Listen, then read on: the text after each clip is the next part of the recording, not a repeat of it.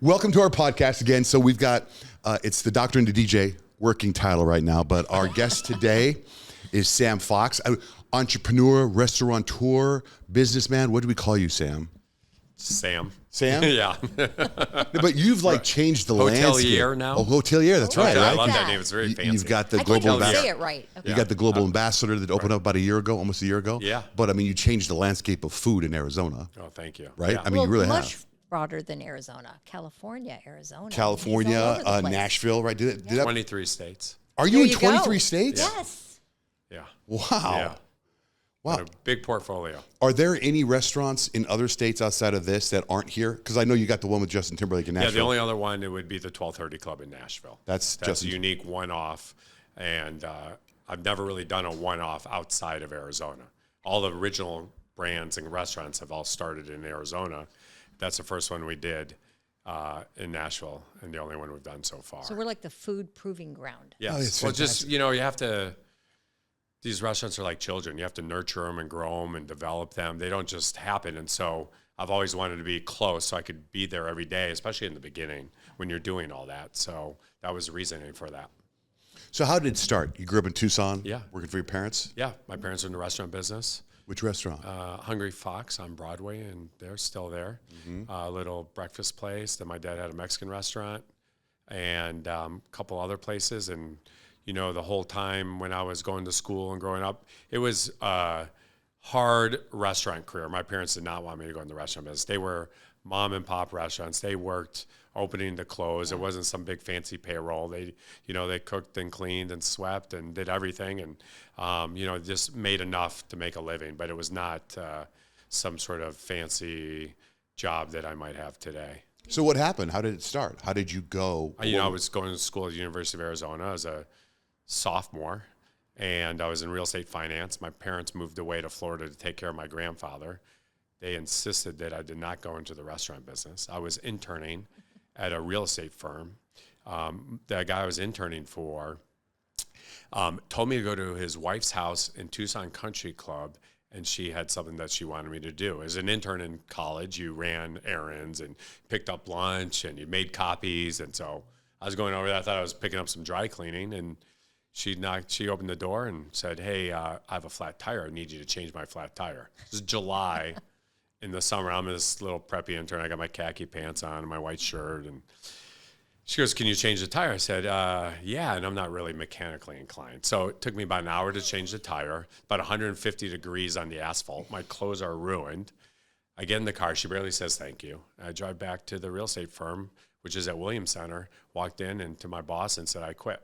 And walked out of the door, and I said, "I'm never going to work for anyone ever again." I dropped out of school, did not tell my parents, took my tuition money, and then raised some money from some friends and family and took over the old Casa Molina space on Campbell and opened Gilligan's Bar and Grill in 1992. That's how I got into the restaurant business. I was 20 years old when I signed the lease. It gave me goosebumps. But I couldn't open the restaurant until I was 21 because I had to get a liquor license. Sure. I thought I was the smartest 21-year-old in the world, which I wasn't. And I'd say that was I had the business for almost 4 years. That was my business sort of crash course on sort of, I call it the restaurant business. I was always good at the restaurant side of things. My parents had restaurants, and hospitality became natural and easy to me. The business side, which my parents weren't great at either, was something that I had to work at. And then having that restaurant with really not a lot of money, I kind of shoestringed it together. And running a business for 3 years with no money, you learn a lot about business, and you learn a lot about yourself, and you know what works and what doesn't work. And you got to make sure you know where every penny is. And so really that foundation for who I am. Sold that business, cost $45,000 to open. I sold that business 4 years, 3.5, 4 years later, and for $500,000. It's kind of crazy. Wow. And then got into some other restaurants in Tucson. Had a restaurant called City Grill, merged with the people that owned Buddy's, and we had 5 restaurants together. And I was partners in that, owned a third of that. My partners owned 2/3 of it. They were late 50s, early 60s. I was 26, 27 at the time. And we worked together, learned a lot from them, and learned a lot of things that I didn't like about how they ran their business. And we kind of became oil and water. They were, like I said, we were 2 different places in our life. They were playing golf, and I was working. They'd come in and tell me what to do, and I was offended by that they probably were right, but I was offended by it. And after 3 or 4 years of business together, we had 5 restaurants. They basically came to me and said, we're firing you. And I said, wow, I didn't know I could get fired from my own company. I'm the owner. And realized that I could. Big business lesson for me there. And was embarrassed. I was kind of this guy in Tucson, had all these restaurants, and was going to move out of Tucson to New York. A friend of mine just bought a business in New York called Dean and DeLuca that was already there, and he acquired it. He was a mentor of mine. In fact, they own radio stations in Tucson, and that's how I got to know a guy named Bill Phelan. Did you know Bill at all? Boy, that name sounds familiar. Yeah, Bill, they owned a whole bunch of radio stations around the country. I can't remember the company, but Bill would come into my first restaurant, and he would mentor me, and then over the years, I got to know him, and then when my partners fired me from that, he goes, oh, you should go talk to a guy named Leslie Rudd, who was living in Napa at the time. Leslie had bought this Dean and DeLuca brand. And at the same time, while all this was going on, I started to date a girl that was 7 years younger than me, and she was a senior in college at the University of Arizona. We became serious. I went to New York. I got offered the job. I knew if I took the job that my wife or that girl, my girlfriend at that time would be over, and I knew I was going to want to marry her. And here I am 26 years later, I've married that girl. Good choice. I got fired from my company. It was the best thing that happened to me. And sort of was going to move out of Tucson, but decided to stay, get engaged, and open Wildflower in Tucson in 1998, still in our portfolio. 150 restaurants later, we're up here in Phoenix and had about 16, 17 different brands. We've grown the company. We've grown brands. We've had one-offs. We have 40 and 50 of other units. We've sold True Food. We've sold sauce. And then almost 4 years ago, a little over 4 years ago, I sold my whole company to the Cheesecake Factory. And I'm still there today running the business. And they've been amazing partners. And we have a really good thing going. So I want to ask you, to me, Sam, you're kind of like the pioneer of concepts, though. Because everybody now wants to do concepts in the restaurant business, but you started it. Yeah. You were the first guy who said, there's a trend here that we can play off of. So how did you come up with the idea? Well, all ideas are different, but all the ideas came from, as far as True Food goes, if you're referring to True Food, Andy Weil, who is our partner in it, his business people reached out to me and said, hey, you want to come, Andy wants to talk to you about doing a restaurant. And I said, I don't want to do a restaurant with Andy. And Andy used to come to my restaurants and eat all the time. And, Andy was this sort of early to sort of healthy eating. He was an early adopter. Early adopter. Yes. And I was like, I don't need that. I don't want to have a partner who's a doctor and have these crazy things. And so Andy invited me down to his house down in Tucson. And I took my wife and we had dinner and cooked a whole bunch of food that I would never eat. I would never eat it. And it was all good. I went down there just as sort of as a courtesy to somebody, the business people. And now I left there going, shit, we should do this. And so we worked on sort of putting our deal together and sort of what we thought it should be. And then we found a location and we opened the original one almost 15, 16 years ago at the Biltmore, True Food. And the day we opened, it's been successful ever since. We got approached in sort of the third month by a guy named Rick Federico, who is the chairman of the board and CEO of P.F. Chang's. And they said, I was having lunch with him at True Food to talk to him about trying to hire somebody that had worked for him to be my president. And kind of early in my career, I've always wanted to sell a few things. I saw my parents, how hard they worked. And these, when I didn't have a lot of restaurants, you have restaurants and you have cash flow and it's great, but you really are not really creating any sort of wealth or any sort of long-term capital. It's always, these are somewhat depreciating assets as you open these buildings. And so, so Rick and I had a great relationship, and I was interviewing this guy named Russell Owens, who has become my president, has been with me since that lunch that day. And at the end of it, he said, what are you doing with True Food? Because he knew I was always trying to sell him stuff. Mm-hmm. Hey, you want to buy sauce? You want to buy this? And I said, I don't know. We just opened. We're figuring it out. He goes, well, we want to buy it. I go, what? You want to buy it? I said, well, we only have one. And we made a deal, but they would give me some growth capital, grow it to 5. Mm-hmm. It was in the middle of 2007, 2008. There's really no capital out there. It was sort of in the early stages of the financial crisis. Right. So Rick gave me $10 million, almost on a handshake, a little more than a handshake, but it was a very loose terms. And the deal was we'd grow and open, we'd get to 5 units. And once we did, they would either make me pay them back the $10 million or they'd be my partner. And so they became my partner. They were publicly traded. They in turn got bought by a big private equity company and they took them private. And so my partners wound up becoming a private equity firm out of New York. And it's a little interesting ride, a lot of learning experiences through that for sure. And our structure was grow it to 20 and then we would exit. So we grew it to 20, we exited, we wound up staying on for a little bit. Oprah bought in at the same time when we were exiting. She was on the board. I got to meet Oprah and be on the board a little bit and then sort of completely divested our interest about a year and a half later. And we've been out for almost 8 years. So True Food has nothing to do with... Nothing to do with anything that we have nothing to do with True Food for the last 7 or 8 years.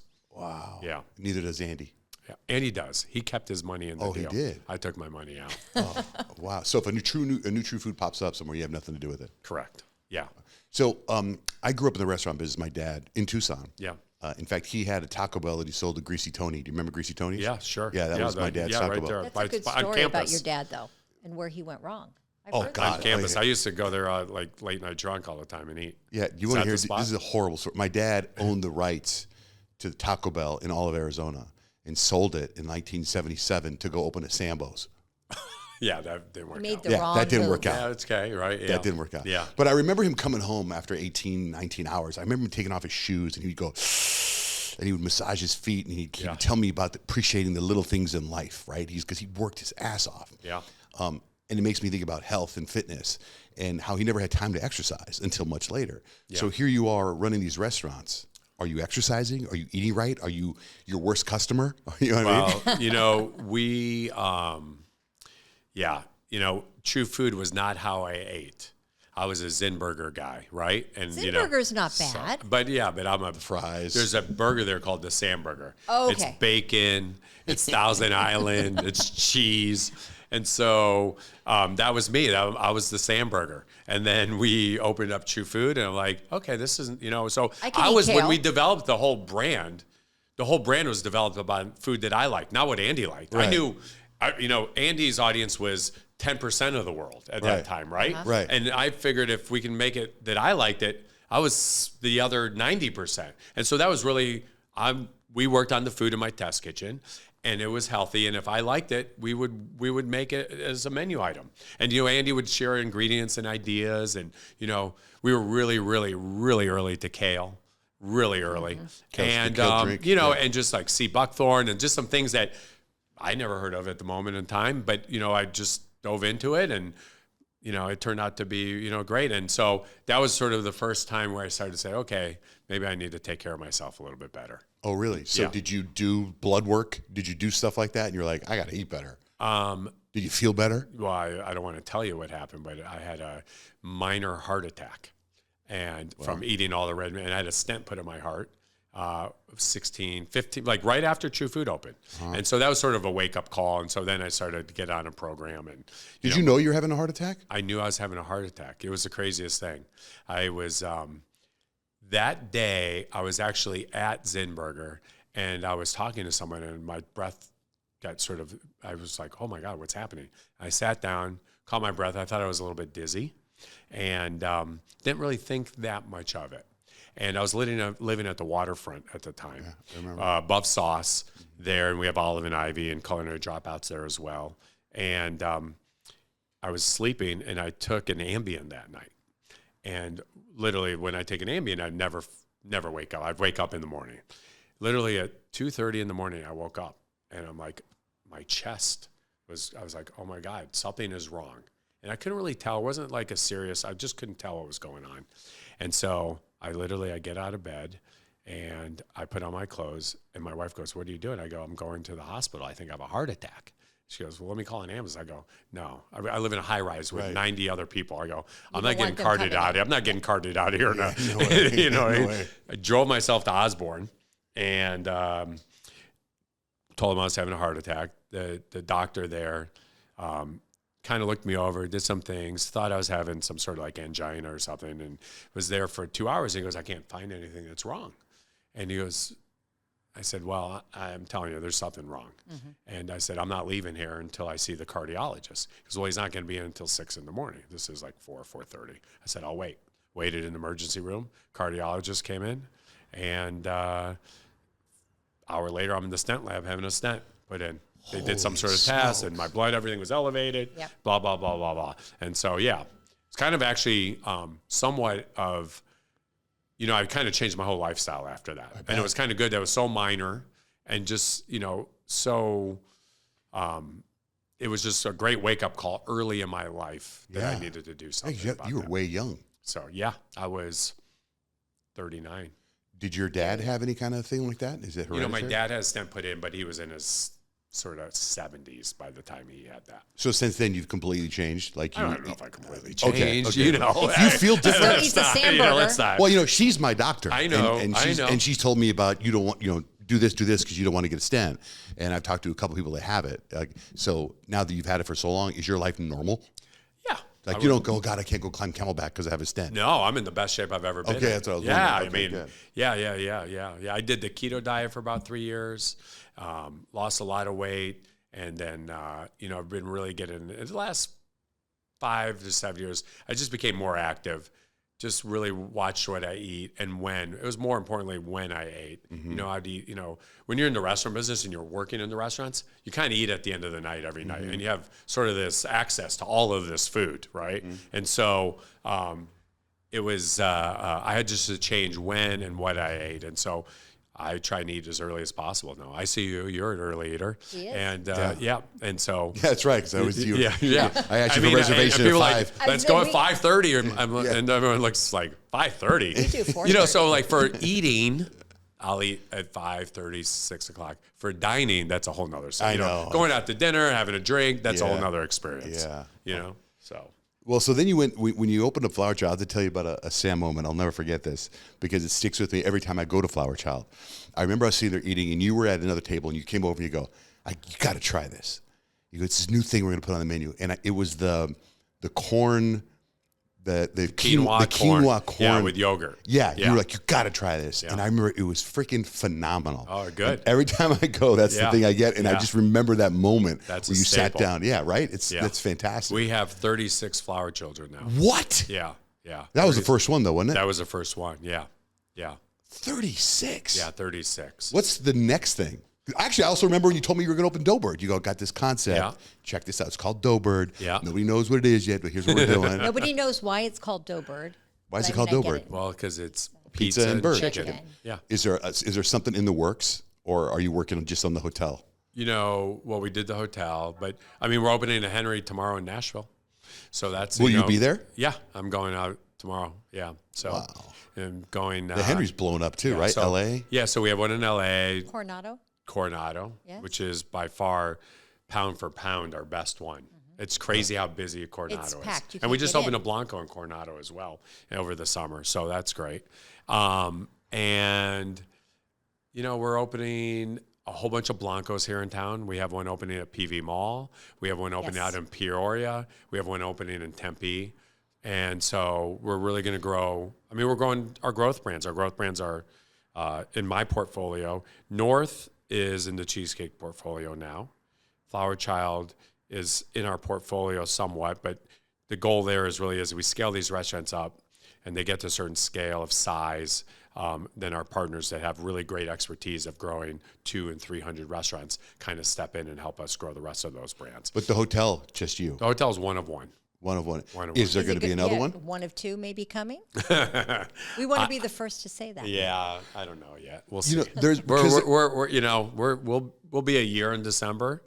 I think it's a little too early for us to sort of get into it, but we think about it. Well, what's funny? Sometimes I drive by places that are being torn down and they look bad. I'm like, I bet you a global ambassador would be great right here. Like that one place that's on Indian School. And it's all nothing now, just old buildings. And I go, is that too close for a global ambassador, or do you only want to have one in the city? Yeah, there'd only be one in the city. Okay. Yeah. And what's the concept of global ambassador? Is it a place like is the pitch like, hey, it's a place where you want to come for 3 or 4 days if the Super Bowl's here, or is it's not like a resort where you go for 2 weeks? What do you call it? Boutique-y? Yeah, boutique hotel. What do you think it is? I'd love to hear what you think it is. I don't know it was so it was a utility hotel You for lived me. there for 10 days. For 10 days. Yeah, right. It was, you know what? I was blown away by something. I was blown away by the staff, the friendliness of the staff. And I said to Blake, my wife, I was like, how does he hire these people? Like, how do you, because I mean, I have 8 people on my show and hiring them was a pain in the ass. Yeah. We only have 9,000 Yeah, employees. that's what I'm saying. Like, I mean, you know, it's just training, giving everyone the tools to be successful, hire the right people that, you know, maybe just have the right hospitality mindset, and then set the example, lead by example. And like I said, making sure that they have all the tools to be successful at their job and take away the excuses, and just sort of live up to a certain standard every single day and never take passes. Well, I got to tell you, PJ, first class, that guy. Yeah, first class. So when you say it's one of one, you mentioned Andrew Weil and a couple other partners. Who are your partners in the hotel, and how does that come about? Yeah, my partners in the hotel. Well, Brian Franks, who's my development partner. Franks. You know Brian. And we have an investment from Devin Booker. We have an investment from Dirk Bentley. And we have an investment from Larry Fitzgerald. And so I asked those guys to join us at the hotel as far as being investors. You know, I really wanted these Arizona icons, people who I look up to in Arizona, who I think are doing great things in their field, but also great people. That was even more important. Mm-hmm. You know, obviously they're great at their sports, but they're all great humans and very giving to the community. And I thought they would represent and sort of align ourselves with them. And so those guys were quick yeses. And it's been great. They've been nothing but supportive. We don't sort of play that up. It's just sort of some known, some not known. And it's great the way it started organically. I mean, just like Kendall Jenner posting that she was having dinner there the other night. Yeah, she was there they had a whole bunch of rooms, and they were doing some stuff for their tequila, and just So and then she went to Tucson. Yeah, she was in Tucson too. Yeah. But it was like I saw you repost her thing, and I was like, what? Yeah. And I was just there 2 months ago. Yeah, no, but actually I was there a couple weeks ago. But that's crazy. It was fun to have her in. She's been in a few times. Yeah, I've seen. I remember one time she came out of a Pilates class, and somebody posted it. Like she's just like hanging out there. Yeah. But you get it because she was, also dating, what's his face? Booker. I don't want to say what's his face, but, I mean, but anyway. And then you got Justin Timberlake, the thing with Justin Timberlake. So are you starting to branch into the celebrity world? It's not by design. The Justin thing happened very organically, accidentally, and it's turned out to be great. And it's not something that we seek out. It's not something like we're not out there trying to, partner up with celebrities. Does he approach you? Or the Timberlake people, his team kind of said, let's do something together. And that was very vague. And, I'm really good at sort of putting things together. Like Andy's got an idea. Somebody like, I'm the guy that actually can do the work and do the heavy lifting and put it together. So I think we get a lot of calls from a lot of people asking us to help them put things together, and we only have so much time and energy, and it's not always you have to be careful when your partners are with celebrities, and sometimes your places can be busy for the wrong reason or be busy for the right reason, or a lot of things can go sort of sideways, but we've had nothing but success with all of our partners. Are there any companies or restaurants or concepts that you said no to, and then you see later that it's taken off? Not that I recall, but we say no a lot. Okay, is there something we say no a lot? We say no a lot. Is there anything you said no to that was just so ridiculous? Like, what's a ridiculous concept somebody pitched you? Justin Bieber's people wanted to do Drew House as a fast food, fast casual restaurant in the Valley, and I don't know if that would have been ridiculous just because his popularity, but just the food idea and what they wanted to do was just wasn't really something that what's your take on that stuff? Like with Mr. Beast doing the Mr. Beast burger and these ghost kitchens and stuff. And I think that came and went, right? Yeah, a lot of that. I mean, Kevin Hart just opened a whole bunch of restaurants and closed them. Right? Yeah, it's if you're, you gotta have to build the business on the business. And by the way, it just so happens to be right. A celebrity. So-and-so is an investor. Right. But when sometimes people take celebrities and they make it more about the celebrity than what the restaurant wants to be, how long is that shelf life? How long is that going to last? And so that's never our approach. I got on my birthday, I had dinner at Thea at the Global Ambassador, and they brought out this new cake for my birthday. Yeah. And I had been texting you a lot the last couple of days before then. Yeah. So I felt I didn't want to overdo my texting to you, but it was phenomenal. Yeah, this birthday. yeah. And they said they just put it on. Sabrina, our new pastry chef who came from Atlanta, did that. And so you know what I'm talking about? Yeah, we used to give they came to me like, if it was your birthday, we'd give you like this little this little Greek dessert. And it was kind of small. And the team were like, we have all these people up here celebrating, enjoying themselves, spending a lot of money. We got to do something better. So they came up with this cake, and Sabrina's our new gal, and it's great. So it's phenomenal. Like I was like, I think I texted Sam like 10 times the last 2 days. I go, do I want to text him and tell him how great this cake is? Sure. Hey, I won't. Hey, we can. Same with the steak we too. We always love hearing positive stuff. Yeah, but you never hear that enough. I didn't want to overdo my texting to you, yeah. especially after you helped me in my crisis.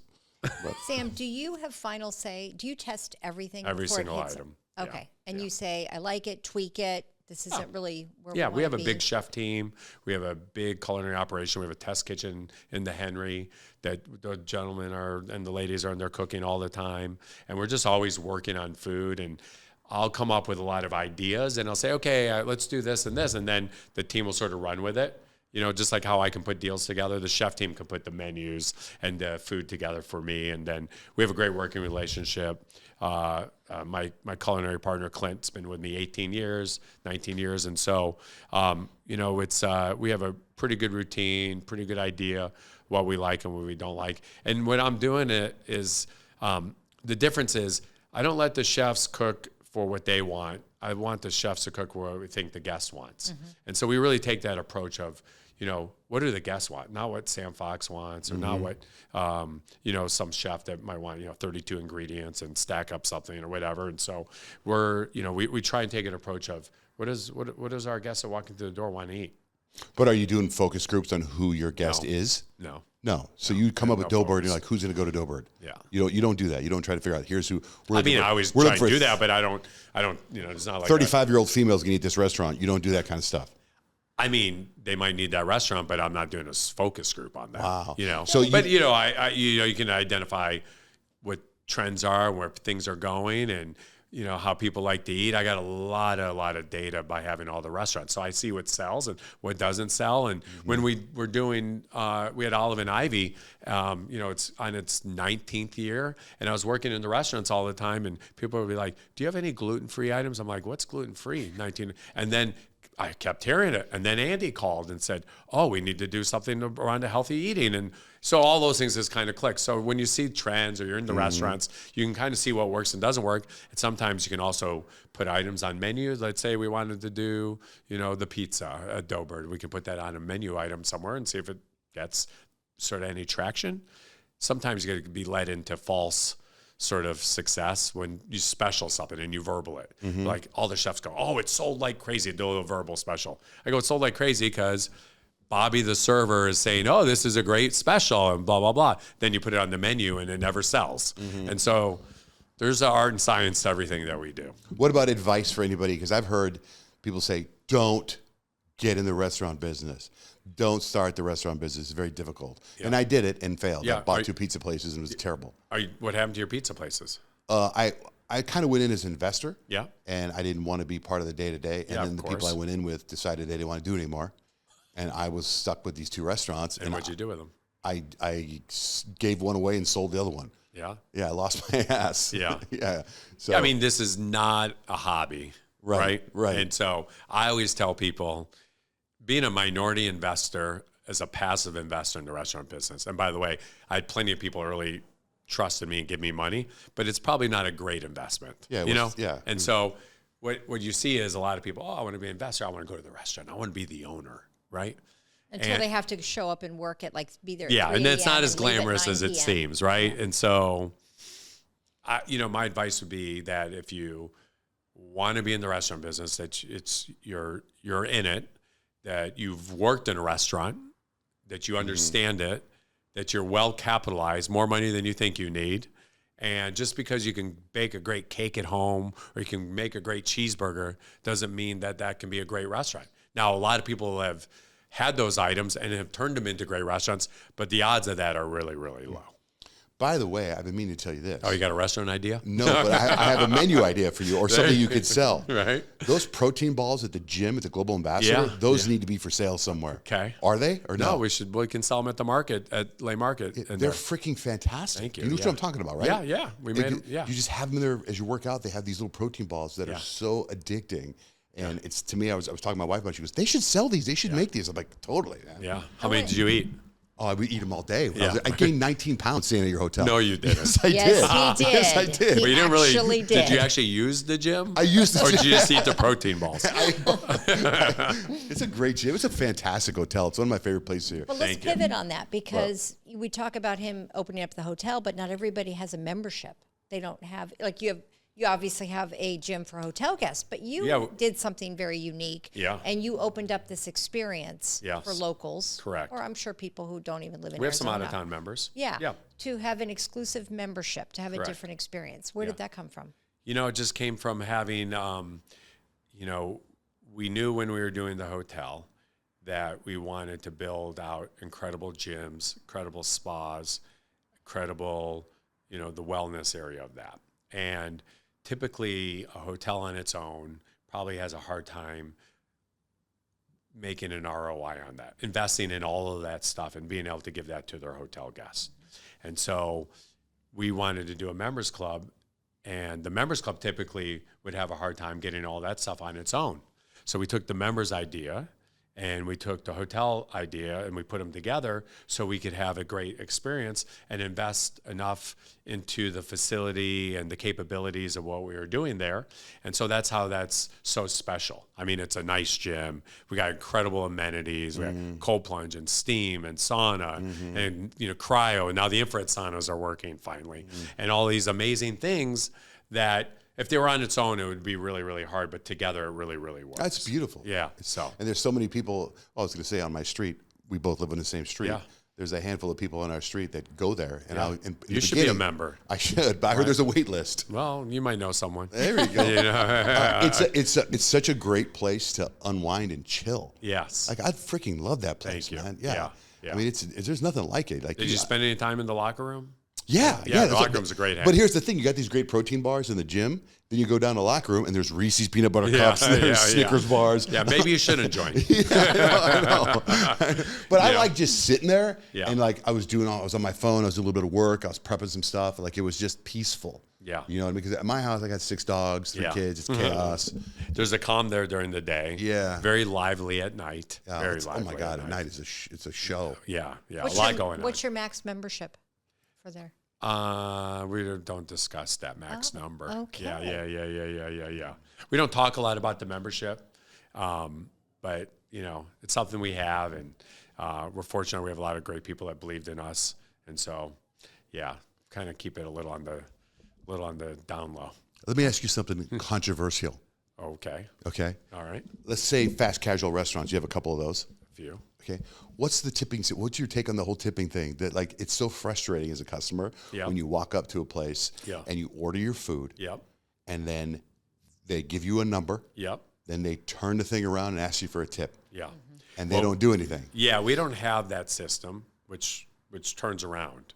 There's a tip line on your credit card. Right. But we don't have a tip prompt.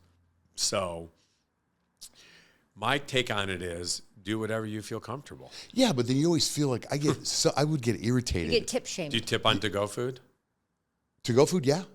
Like you go to a full service restaurant, do you tip on to-go food?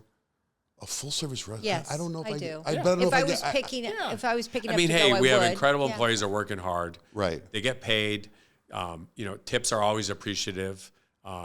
It's not required, but it's a nice gesture if you think that someone is going above and beyond, or at least doing sort of, getting you through your experience in an efficient way. Okay, if they're going above and beyond, but like if you go up and you order food and say, hey, I want to get the flying avocado turkey, the flying turkey thing or whatever, and then they give you a number, they turn around, you tip, then you sit down and they bring you your food, and then they go, do you need anything else? I go, yeah, can I get a fork and knife? Well, they're up there. Oh, Right. okay. Yeah. What am I? You know what I Well, mean? they shouldn't say that. They should say, I should get that for you. And then maybe if they say that, then I'm not. I'm just Yeah. pointing to stuff because it is kind of turning into a big thing. Yeah. If you get on social media, there's jokes. Where 100%, the cop yeah. pulls you over, and then the Right. cop goes, "One more thing." Could you Right, tip yeah, it?" yeah, the You know tip, what I mean? right, sure. Yeah, but the dry cleaners. I was at a liquor store in San Diego this summer, and I was buying a whole bunch of beer and whatever for 4th of July. The bill is $600. The guy flips it over, and the minimum, sometimes it's like $1, $5, Yeah. and $10. It's like the 20%. minimum was 10%. Yeah. So I'm not taking $60, but I had Right. to carry it all out to my car. Right. So. Right. So that's what I mean. Yeah, but I mean, get, But I like your answer. You're like, do you tip to go? If I get, I rarely get. Well, I to think go. it's I think it's a percentage. Yeah. That's what's They're really all skewed. usually all the front of the house employees are working for tips, right? And they all share and pool in the tips most of the places. that's good to So know. if you give a girl $1, $2, $5 at the cash register or somebody else, and it goes to everybody in the building, and they're all working hard. Well, that's and good to know. They don't want to call you cheap, do they? No, I There's always John tip. Jay, I he's always, the cheap guy. No, And that's what I guess can't. what? Guess what? Because people know you. Right, so I always gotta overdo it. What always happens is, What? when I go out to the restaurant, I'll put my credit card down. And I'm already a generous tipper. I appreciate everyone's hard work. And a lot of times they'll be like, oh, here's your card, Sam Fox. And, oh, I used to work for you. And then they sort of give you, like, they know you at the end. Yeah, it's terrible. And so now that costs you an extra. Instead of a 30% tip, that costs me a 50% If I tell, right? if the bill comes and I'm like, it's 20, I'm going to give 25%, then they'll say, oh my God, I listen to your show every day. Yeah. And then it's like, okay. Yeah. So I know exactly what you mean. Yes. Yeah. So. Crazy, man. Hey, are there any stories you could tell us about the Global Ambassador? Has there been anything that's just a fun story to tell about chaos? Or I remember when I was living there, I remember I was going, I would get up really early. I was like 4 a.m. going to get my car, and the valet guy goes, hey, I'm really sorry about the noise last night. And I'm like, noise? Right. I didn't hear anything. He goes, oh, well, there was a concert last night at Footprint Center. It was a Mexican band, and they rented out the whole 5th floor, and they had a party up until 5 minutes ago. And I'm like, I didn't hear a thing. Yeah. I'm like, what a night that might have been. Yeah. Right? Yeah. So have you heard other things like that? Or I mean, there's a lot of stories that happen in a hotel that I'm learning about. Yeah, like probably what? nothing that I really want to get into. Oh, okay, You know really? what I mean? It's like that? Yeah, but hey, you have 150 rooms. You have 1,000 people coming through the door. There's good, bad, and all the other stuff in between. So, it's amazing how comfortable people can feel outside of their home. Right? Okay. Yeah, right. Okay. Yeah. Is being in the hotel business way different than being in the restaurant business? It's 24/7. The concert was in the middle of the night. You didn't hear about it, but probably a whole bunch of other guests heard that concert and probably complained. And, so you're always on. You're never closed. A lot of hotels before COVID, it's kind of a fun fact, never had doors that locked because hotels are always open. COVID, it's like a lot of these places had to close for COVID, had to put locks on doors. And so we're always open. We're always there 24 hours, 7 days a week, Christmas, 4th of July. And so there's a lot of things that a lot of people are coming through the building. A lot of, it's life. Okay, so can you, as the owner, the CEO, the president, can you get sleep? Or is your phone always on and people are calling, texting? We have an amazing team that sort of insulates me from most of that.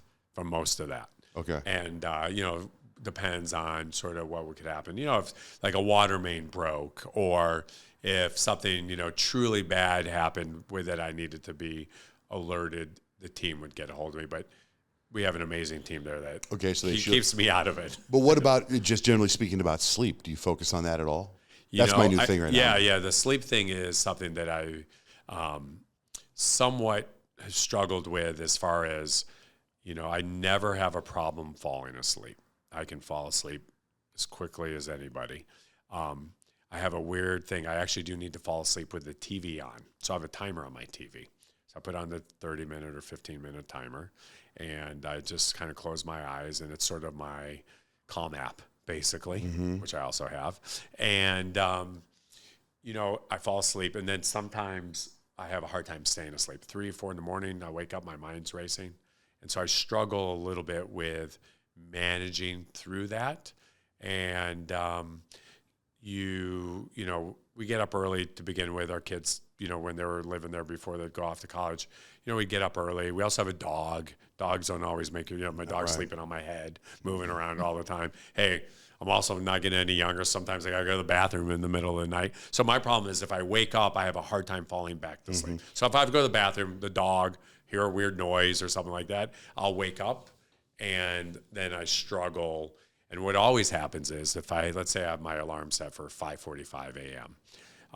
I'll wake up sometimes at 3 and I'll fall back asleep at 5:15 and I'll wake up at 5:45 and I'm like, oh my God, I feel like a train. So you don't monitor your sleep. You don't wear an Oura ring or a Whoop or any of that stuff. But I used to, and then what did I do? I mean, okay, good sleep score, bad sleep score. Right. I don't change I never changed anything about it. Do you change it? We have a guest that would help him. Yeah, the sleep doctor? Yeah. Yeah, we actually had the sleep doctor on our podcast. And, he sleeps with the TV on. Yeah. And he worked with Oprah. Wow. Yeah. Now, would you ever believe that would be healthy to sleep with the TV on? What did he say about that? So I just did a podcast with him on another podcast, and he actually said, I'm the only sleep professional in the U.S. that says you can go to sleep with the TV on. It doesn't matter. It doesn't change the problem. Okay, good. I feel better about myself. So so I'll tell you how to listen to that podcast, and you might actually get something out of it. He also talks put the phone down. I think that's the phone different. Is a blue light. That's bad for you. Well, yeah, and you need to listen to my new podcast. I'd love to. We all know that's bad. But blue light, it's really more about the activity of the brain when you have your phone on. You're actually processing information. You're telling the brain, wake up, I need to respond, I need to be appropriate. And that's a bigger issue than just the lighting. But there's help for you, Sam. There's ways around your problem. But you brought up a while ago that you were taking Ambien to go to sleep. This was a while back. Right, so you don't take that anymore? No. I'll take a melatonin once in a while. But, I'll never do anything more than like 3 nights in a row. So if I have a hard night to sleep, I'll maybe take melatonin. I travel a lot. So if I travel, I usually take a melatonin. So if I'm going to Nashville for next couple of days, 2-hour time change, I'm working all day. I get back to the hotel room at 10, 11 o'clock at night. And, it's just sort of I'm wound up. And, so it kind of takes me a minute to sort of settle in, and I'll take a melatonin. And so if I do that for a couple, 3 days, but I never do more than 3 days. Do you drink coffee? I do drink coffee in the morning, never during the day. And I usually have I always pour a full cup, but I never drink the whole cup. I'm a big iced tea guy. So kind of like the coffee is a means to get me to my iced tea. Because your energy level's off the charts, man. Oh, thanks. It's off the charts. Yeah. What time do you go to bed? It kind of depends. It could be anywhere from 9:30 to 11:30. Well, that's late for us. Yeah. So you get up early. You get up early. I was at your clinic. You were there early, and I would say, I like to be in bed by 10 o'clock. What about working out now? Yeah. So at the Global, I have a gym at my house. I don't really like to work out. I do when I want to do like weights and heavy things like that. Brian, who's the trainer there. Oh, that guy's great. Yeah. And he's worked. I've worked with him. He used to work in one of my restaurants 12, 13 years ago. And so he's got great hospitality for a trainer. And so I'll go with him 1 or 2 days a week in the afternoon. It's hard. I don't like to be in there when there's a lot of people because then I don't get nothing done. Right. And I'm talking to, I'm talking to people, and then it's like next thing you know. So I'll work out at home. I play a lot of pickleball. I do the loop, on our street. Yeah. So I do that. The castle loop or just the loop? The loop. Okay. But I'll start at my house, go all the way down, and then go all the way up. Okay. It's 3 hours. What I love about it, it's 1 hour. Mm-hmm. If I go fast, I can do it in like 53 minutes. Mm-hmm. And so I'll do that maybe twice a week. Now that it's getting nice, I'll pick that up for sure. Mm-hmm. I don't have to do it so early in the morning. And then, I just try and stay active. I just try not to sit. I'm not a desk sitter. Right. Where was I? I was, I did the loop, and we're doing something out at the Cardinals called the Morgan's Athletic Club. They built a new facility, and we're managing the hospitality in there. And so Sunday, there was our first game. I did the loop before I went out there, and the loop is 8,000, 9,000 steps for me, maybe somewhere right around there. And I looked at my steps at the end of the day, and I had 21,000 steps. So I just try and keep active. Right. You know? Yeah. So, Right. So Well, you say you're opening this thing at the Cardinal Stadium. Is it? It's called what's it's it called the Morgan's Athletic Club. They created a new 350 new seats in the end zone. Oh, I saw that. Yes, and so those seats come with hospitality. It's almost like courtside at the Suns game. But is it? So Is it called? It's not. Hey, Sam Fox is doing this. It's called the Morgan's Athletic Club, hosted by the Global Ambassador. Oh. And the Morgan's Athletic Club, Morgan's was the first name of the Cardinals in the 1800s, late 1800s, before they came the Cardinals. And so they came to us and asked us to help put the package together. Like I said, people want us to help put things together, and that's what we do. And that one, Michael Bidwell and the team had some great vision, and we kind of just took their vision and ran with it. God, that's fantastic, man. So. Dude, you're like a genius. It's unbelievable, man. I don't know about that. Yeah, you know, it's funny you brought up COVID. I remember when COVID shut everything down, I was like concerned that my favorite restaurants would go out of business. So I would call all the owners of the restaurants on my show. Remember, I put you on. I was like, what's going on? Yes. Keep this place keep this place bumping. Yeah, man. you were great. It was scary times for a lot of people. It was, right? Especially restaurants were closed like crazy. Just the unknown is never a great feeling. You can't see that happening. You can't see that happen again, can you? I mean, who knew that was happening? I just can't. I can't. I don't think do you think like that? What? No. I'm reading somebody else in the room here. No. Behind the scenes, we got a CIA guy. What? Can it happen again?